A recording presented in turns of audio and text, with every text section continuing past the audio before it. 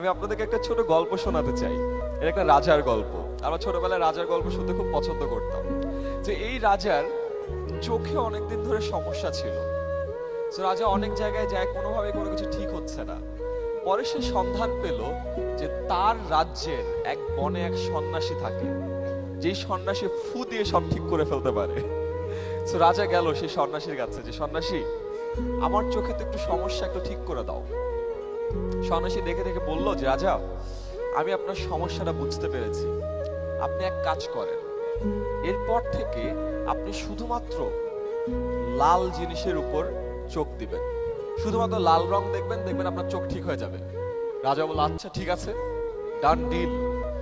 রাজা তার রাজ্যে গেল। ওই আমলে কিন্তু ফটোশপ ছিল না। তার সব ভৃত্যকে ডেকে পাঠালো যে এই সব আসো। সবাই আসলো যে রাজা কি করব বলেন। বললো আমার যে পুরো রাজপ্রাসাদ পুরোটা লাল রং করে ফেললো। রাজা পুরো লাল? হ্যাঁ পুরো লাল। পুরো জায়গাটা লাল করে ফেললো।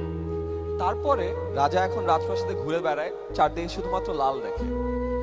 আসলে রাজার চোখ ভালো হওয়া শুরু করলো। রাজা তো মহা খুশি, জারি লাল লাল ভালো তো। রাজা তো রাজপ্রাসাদের বাইরে বের হতে পারে না, কারণ রাজপ্রাসাদের বাইরে গেলে তো লাল রঙের বাইরে অন্য কালার আছে। রাজা বলল আচ্ছা সেই সন্ন্যাসীকে ডেকে পাঠাও, তাকে আমি পুরস্কৃত করব।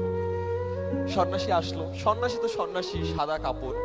সন্ন্যাসী রাজপ্রাসাদে ঢুকলো, আর রাজার যে ভৃত্যরা ছিল সবাই মিলে লাল রঙের বড় বড় ডিব্বা নিয়ে তার গায়ের লাল রং ছুঁড়ে মারলো। সন্ন্যাসী অবাক যে এই কি অবস্থা, পুরো লাল রং, চুপচুপে অবস্থা। সে রাজার সামনে আসলো। রাজা বলল কি অবস্থা সন্ন্যাসী? রাজা আর সন্ন্যাসী বলল রাজা দেখতেই পাচ্ছেন খুব একটা ভালো না। তো সে খুব অবাক হয়ে বলল যে আপনি আমার উপরে লাল রঙের আক্রমণ কেন করতে বললেন?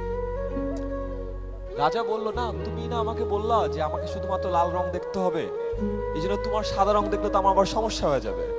তখন বলল যে আল্লাহ রাজা, আপনি এই কাজ করে ফেলেছেন। তখন রাজা বলে কেন, কি করতাম তাহলে? তখন সন্ন্যাসী বলল রাজা একটু চিন্তা করে দেখেন তো, আপনি তো একটা লাল রঙের চশমা পরলেই পারতেন। রাজা বলে আরে তাই তো। রাজা তো লজ্জায় অবস্থা খারাপ।